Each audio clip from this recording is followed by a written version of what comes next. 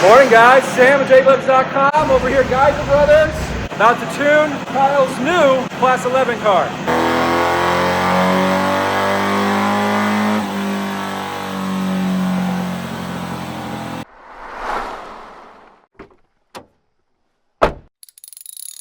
Alright, there's our little beast, built by Mike Depue at DDM. He's doing some tuning. Got that CV Performance black box.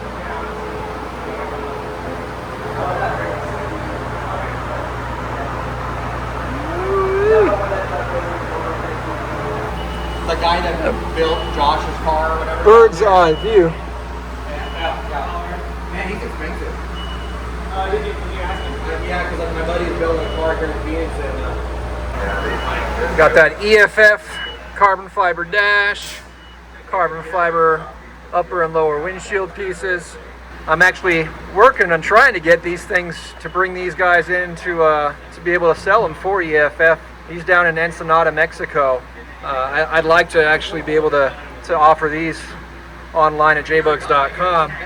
We're working on it. Let me know in the comments down below if you guys are interested in getting some of these carbon fiber dashes.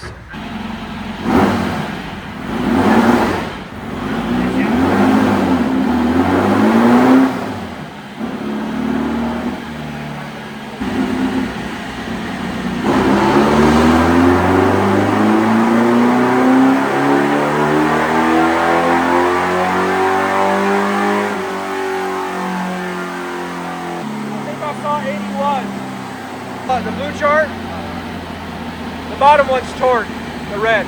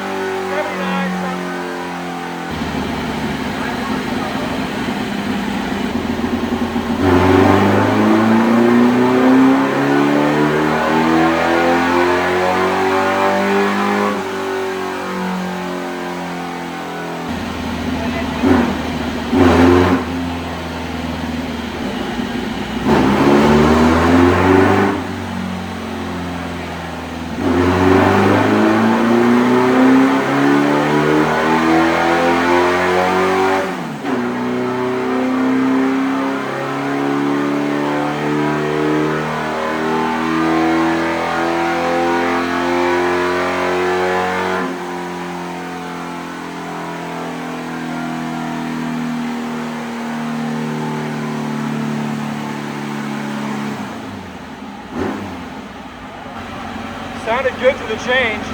It was pulled straight through, yeah.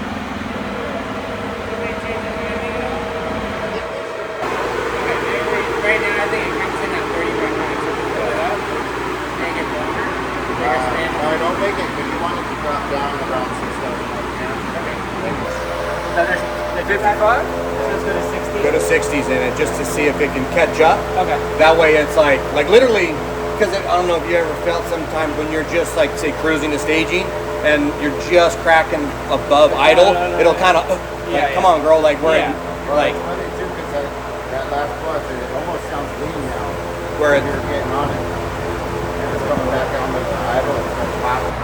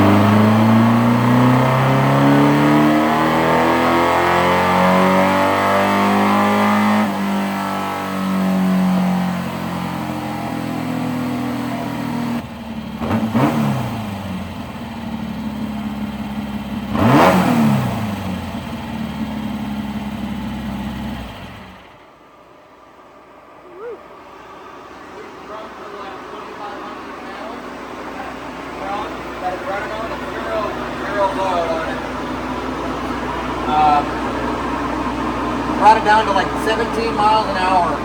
And watching air fuel there because, like you know, second it stumbles. So, what idles are on this? 60? Okay. Maybe. So the thing is because of the crossover on the idle circuit, the main circuit, you want enough fuel there where you're plugging and you stab it and then it comes into RPM. You want to have enough fuel there for the main to pick up, otherwise you'll get a flat spot or a bobble, and either the motor will bob, run out of gas, or flood. So, don't want that. So that's what I was doing there. I'm down to that 17, 18 miles an hour, which is, call it a corner speed, a tight corner where, say you're slipping the clutch, you want to hold your foot to the floor, it's not going to load up. So it seemed to be okay. If you have 65s, in the, 65 idle, if you think they're 60s, just to try it, to bring, because it is a little, if you look at it idling, it's at 14-ish, you add maybe just a touch of fuel there, just to see if it can pull out a little bit harder. So the mixer screw is just like a trim, call it, at idle. I would try, if they're 60s, try 65s. Okay. Just for that crossover. Yeah. Because you can hear it kind of, you'll see on the graph where it'll hit. Yeah.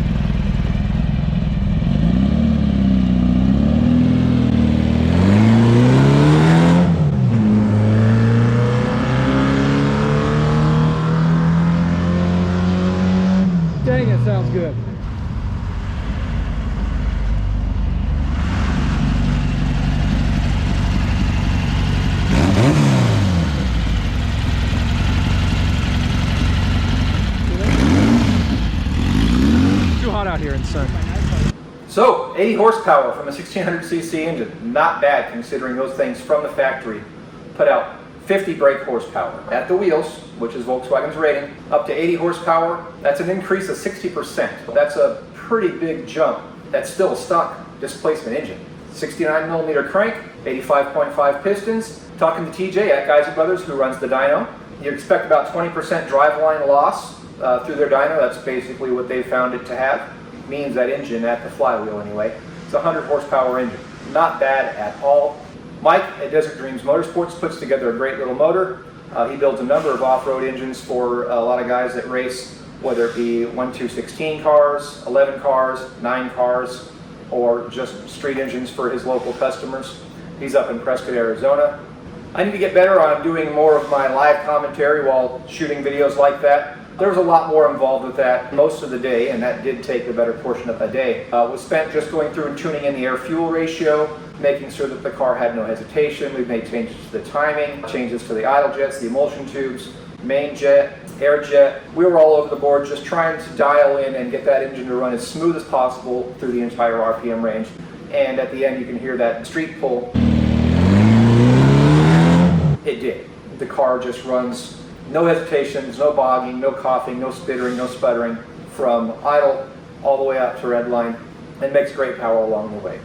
Speaking of power, I need to get this engine finished up, and the plan is, once this is back together and assembled and running, I'm going to take this engine back to empty, put it back on the dyno, and we'll see what an engine with off-the-shelf parts, virtually no machining other than having the flywheel and the crankshaft balanced by DPR, what this engine will do. So stay tuned for that. I'm Sam with JBugs.com. Thanks for watching, and life's full of good people. If you can't find one, be one. Later, guys.